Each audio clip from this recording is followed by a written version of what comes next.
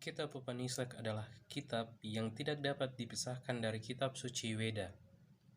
Bahkan setiap bagian dari Catur Weda, Samhita, masing-masing memiliki Upanishad, meskipun dengan jumlah yang berbeda-beda. Dengan posisinya yang sangat penting ini, Upanishad digolongkan ke dalam kitab Sutri dan menjadi sakta atau kitab yang berfungsi untuk menyebarkan isi ajaran Weda sehingga jumlahnya sangat banyak. Kalangan intelektual Hindu menggolongkan Upanishad sebagai kitab filsafat, terutama karena penjelasannya yang sangat mendalam tentang ketuhanan atau Brahma, misteri dari realitas tentang jiwa, surga, neraka, penciptaan, ikatan dan pembebasan hingga eskatologi. Kedalaman filosofis Upanishad teremanisasikan ke dalam tema-tema besar dan telah menjadi dasar dari seluruh sistem dan nilai filosofi agama Hindu, terutama di India berabad-abad lamanya hingga hari ini. Tema-tema filosofis tersebut dapat ditemukan dalam Upanishad utama. Berdasarkan tradisi Hindu, Raghavan dalam Titip juga menyatakan bahwa dari semua Upanishad yang berhasil dikumpulkan, hanya ada 11 atau 12 saja yang dianggap paling penting. Dari sedikit Upanishad tersebut, Isa Upanishad disebut yang terpenting karena kitab ini merupakan bagian dari mantra atau ayat Samhita. Bahkan mantra dari kitab Isa Upanishad dan terutama pada mantra yang pertama dinyatakan sebagai ajaran paling esensial yang mendasari ajaran agama Hindu. Secara garis besar, isi pokok Upanishad ada 6 poin, yaitu tentang Brahma, Atma, semesta, kematian, karma dan reinkarnasi, dan tentang surga, neraka, dan moksha. Yang pertama, tentang Brahma. Tuhan dalam Upanishad disebut Brahma yang memiliki kekuasaan untuk berada di dalam imanen dan di luar ciptaannya transenden, seperti udara yang sama berada di dalam dan di luar ruangan.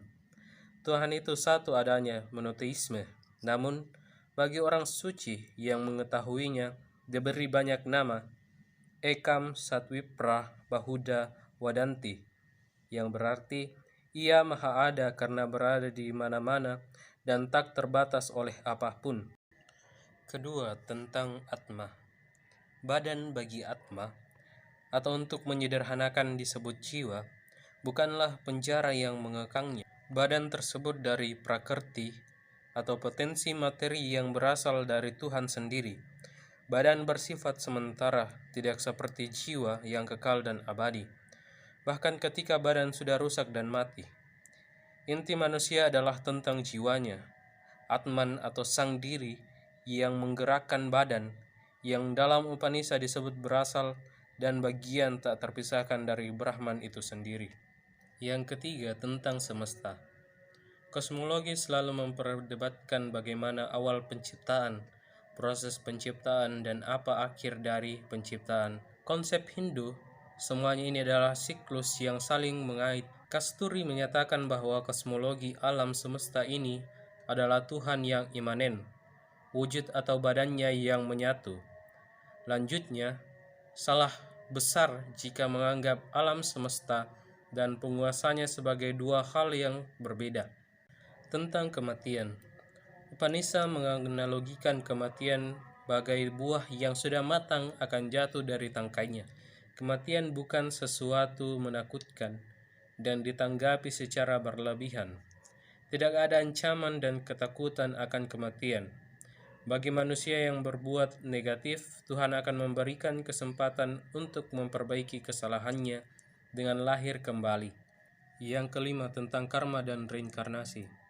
Karma dan reinkarnasi adalah penjelasan rasional karena keduanya menggambarkan evolusi jiwa dan rohani, sehingga penderitaan yang dialami manusia semasa hidup dan lalu biasanya dianggap sebagai ketidakadilan bukanlah bentuk retribusi, tetapi sebaliknya rekonstruksi untuk membentuk karakter manusia yang ingin terus berevolusi dari negatif menjadi positif. Tentang surga, neraka, dan moksha.